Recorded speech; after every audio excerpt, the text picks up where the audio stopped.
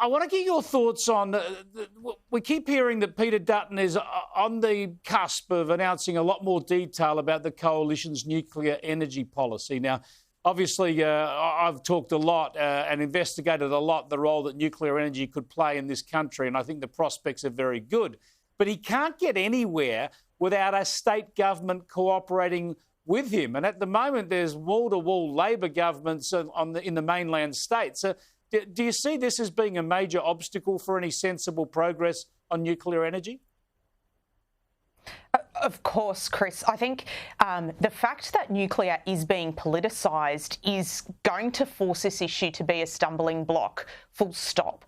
And if the government just lifted the current prohibition of nuclear energy, we can actually have an open discussion about the facts of nuclear and do the investigations and analysis of the benefits of it across Australia so that states can understand where they can benefit from, both in energy security, but as well as economically. There are some states that are heavily reliant on the resources sector and need to find ways to provide power to those parts of the sector that is clean, that is reliable, that is secure. So I definitely think there will be an issue in politicising this as part of an energy policy, but in lifting the current prohibitions, we'd be able to actually have a decent discussion, education and analysis of nuclear for Australia.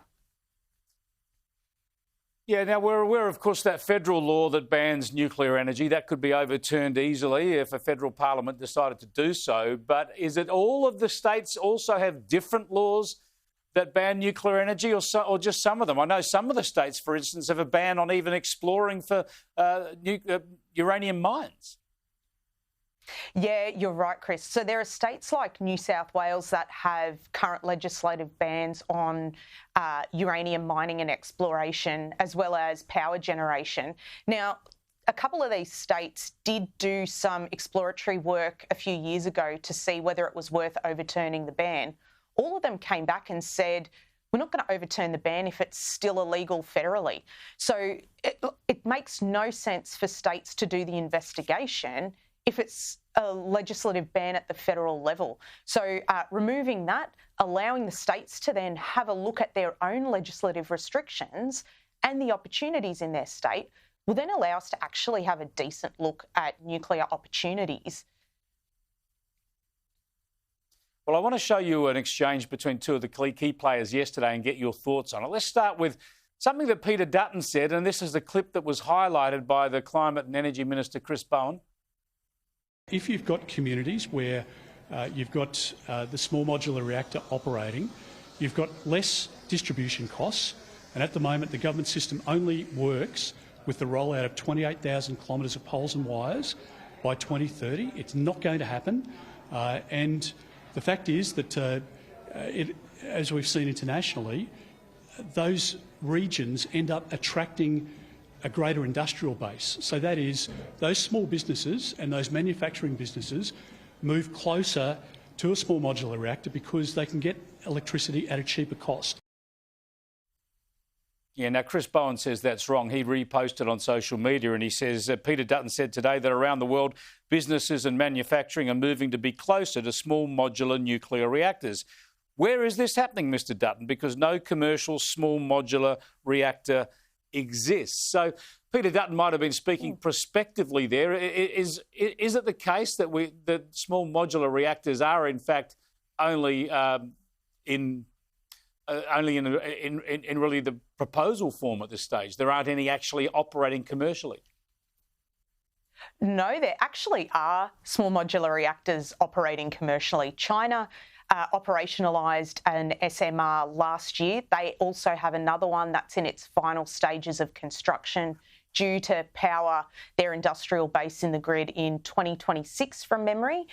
There's also Russian-based small modular reactors that are currently floating vessels that have been operational. So the technology exists, it works. The issue comes to the scalability of it. And this is where I truly believe that energy policy has to be bipartisan, because you have to invest long term. And in the case of small modular reactors, it's about building lots of the same fleet of reactors to get the cost savings in the manufacture of it. So I think SMRs are a great opportunity. Yeah.